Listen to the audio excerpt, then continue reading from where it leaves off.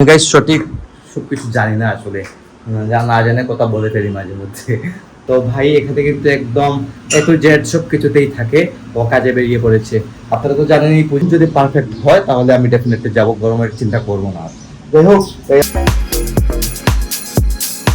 Hello guys, good morning, welcome to my new blog. কেমন আছেন আপনারা সবাই? আই হোপ আপনারা সবাই ভালো আছেন, আমি ভালো আছি। আজকের ব্লগটা অনেক ইন্টারেস্টিং হতে চলছে, আপনারা অবশ্যই ভিডিওটি স্কিপ না করে ভিডিও শেষ অবধি সাথে থাকবেন। গাইস কিছুক্ষণ আগে ঘুম থেকে উঠলাম, উঠে আমি শাওয়ার নিয়ে নিলাম। আর এই কয়েকদিন থেকে ওয়ার্কআউটটা হচ্ছে না, বিশেষ করে এই সপ্তাহ থেকে ওয়ার্কআউট হচ্ছে না। আজ 3 দিন হয়ে গেছে জিমে যেতে পারছি না। কারণ হচ্ছে গাইস রাতে প্রপার ঘুম হয় না। যদি প্রপার ঘুম না হয় তাহলে সকালে উঠে আমি ওয়ার্কআউট কিভাবে করব? আর ঘুম যদি না হয় ওয়ার্কআউটে যাওয়াটাও কিন্তু প্রয়োজন নেই।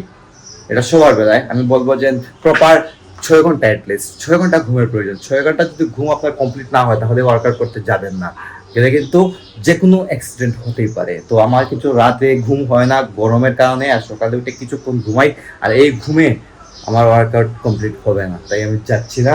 আর গরমটা একটু কমুক, 2-1 দিন ভিতরে আশা করছি গরমটা কমে যাবে, তারপর আমি চিন্তা করবো ওয়ার্কআউটে যাওয়ার। যাই হোক, আর ঘুম যদি পারফেক্ট হয় তাহলে আমি ডেফিনেটলি যাবো, গরমের চিন্তা করবো না। যাই হোক, এই আমি শাওয়ারটাও নিয়ে আসলাম, নিয়ে একদম রেডি হয়ে নিলাম রামা বলে ছুটি করে। এইরকম এই ড্রেস আপে আমি প্রতিদিন সকালে শাওয়ার নেওয়ার পর এই ড্রেস আপ করি, করে দেন আমি যাই ঠাকুর ঘরে গিয়ে প্রার্থনা করি। প্রার্থনাতে আমার প্রায় 15 থেকে 20 মিনিট সময় লেগে যায়। ঠাকুরকে ডেকে তারপর গীতা টিতা সব কিছু করে দেন আমি বের হই ঠাকুর করতে। যেমনটাই দেখেন বাবা এরকম গীতা পড়ছেন, এখন তাই দেখে মা প্রার্থনা করছেন, আর মা বসে গীতা পাঠ শুনছেন বাবা কিভাবে গীতা পাঠ করেন। তো তাই মায়ের একটা জিনিস আমি দেখেছি, আমি যদি গীতা পাঠ করি তাহলে কিন্তু মা সাইডে বসে শুনেন, বাবা গীতা পাঠ করলেও মা সাইডে বসে শুনেন কিন্তু। তো গীতা পাঠ শোনার একটা আলাদা মজা আছে, প্লাস শুনলেও কিন্তু যদি কান দিয়ে যায় আপনার মস্তিষ্কে তাহলেও কিন্তু ভালো। গীতা পাঠটা শোনা খুবই জরুরি, গীতা পাঠ করাও কিন্তু খুবই জরুরি। জীবন সম্পর্কে জানা যায়, গীতা হচ্ছে গাইস আমাদের জীবনের একটা অংশ। জীবন সম্পর্কে জানতে হলে গীতা ডেফিনেটলি করতে হবে। তো আমি পড়ে যাচ্ছি, আজ অনেকদিন হয়ে গেছে মায়ের কথায় আমি কিন্তু পড়ি, তো পরে জানতে পারলাম অনেক কিছু, আমার জানছি অনেক কিছু।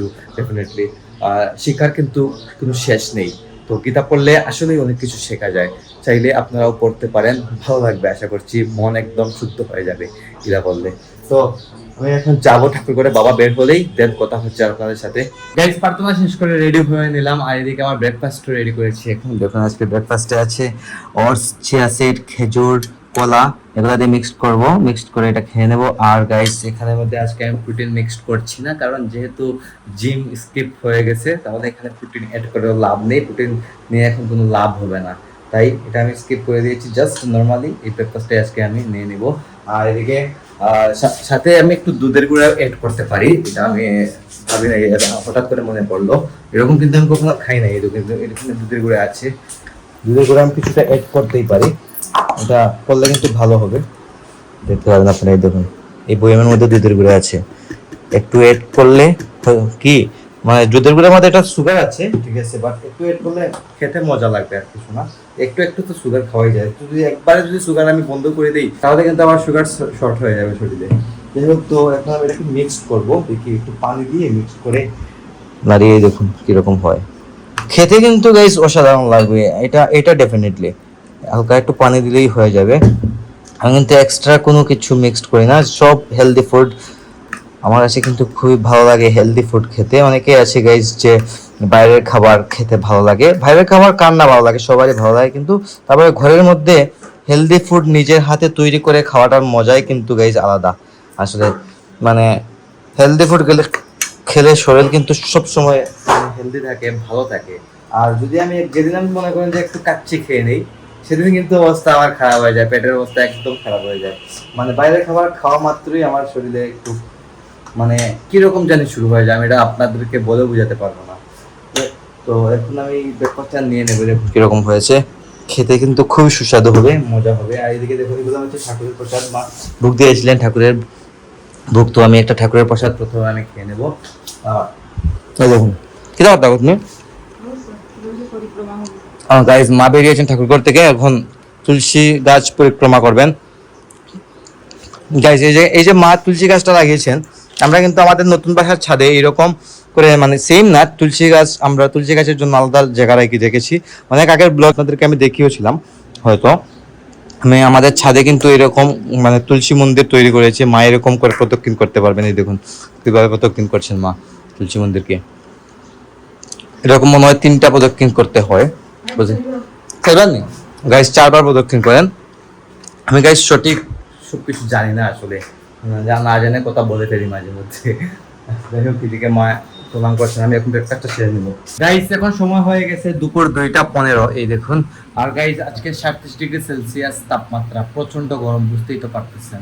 আর গাইস এই গরমের কারণে দেখুন বাবা গতকালকে একটা ফ্যান নিয়ে এসেছেন, স্ট্যান্ড ফ্যান।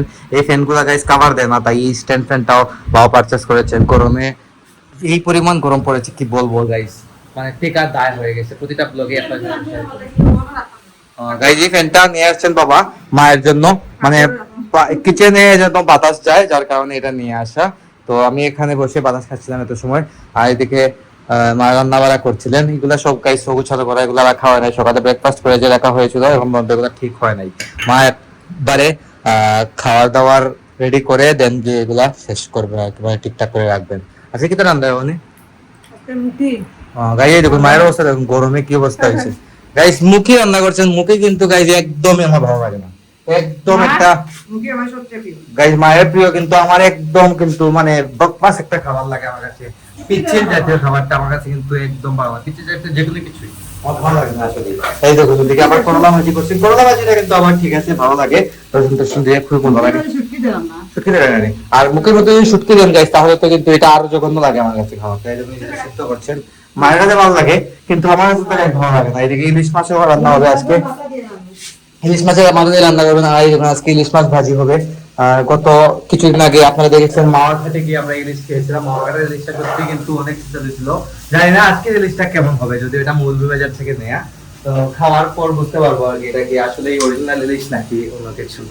যাই হোক, তো রান্না শেষ করার পর দেখাবো লাগছে কি হবে না হবে আজকে। আর ভাই বেরিয়ে পড়েছে গাইস, ভাইয়ের সামনে দুর্গাপূজা আছে, আমাদের মহেশ্বরীতে পূজা হয়। তো ভাই এখানে কিন্তু একদম একটু জেড সব কিছুতেই থাকে, ও কাজে বেরিয়ে পড়েছে। আপনারা তো জানেন এই পূজা, সরস্বতী পূজা, দুর্গাপূজা আসলেই ওর দৌড়াদৌড়িটা বেড়েই যায়। কিছু করার নেই গাইস, তারপর তো ওর এখন পড়াশোনাও স্থগিত আছে আপাতত, রেজাল্টের অপেক্ষায় আছে আর কি। ওটা ফার্স্ট রেজাল্ট থাকে বলে এটার অপেক্ষায় আছে ও। এদিকে আইএলটিএস টেস্টও করতেছে, তারপরেও কিন্তু পূজা টুজা নিয়ে একটু কাটাকাটি করে দৌড়াদৌড়িও বেশি করে। আর গাইস ফ্যানের নিচে থেকেও দেখুন কি পরিমাণ ঘামছি, ঘাম কিন্তু অজস্র বের হচ্ছে। এদিকে দেখুন মাটি শুধু ঘাম হচ্ছেন। 37°C গরম বলে কথা, আপনারা বুঝতেই পারতেছেন গাইস। এরকম গরম কিন্তু আমরা সচরাচর সহ্য খুব কম করি, আর প্রতি বছর কিন্তু গরম পড়ে ঠিক আছে, কিন্তু এত গরম পড়ে না এই বছর যে পরিমাণ গরমটা পড়েছে।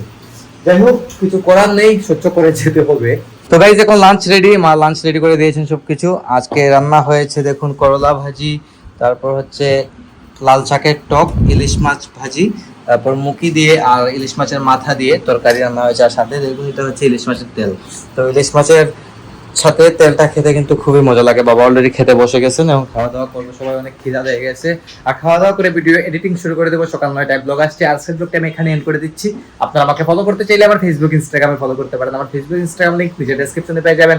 এন্ড আই হোপ আজকে ভিডিওটি আপনাদের ভালো লেগেছে। ভিডিওটি ভালো লাগলে অবশ্যই লাইক করবেন, কমেন্ট করবেন, শেয়ার করবেন এবং চ্যানেলে নতুন হয়ে থাকলে সাবস্ক্রাইব করে আমাকে সাপোর্ট করবেন। দেখা হচ্ছে নেক্সট ভিডিওতে, ততক্ষণ ভালো থাকুন, সুস্থ থাকুন। Thank you so much for watching.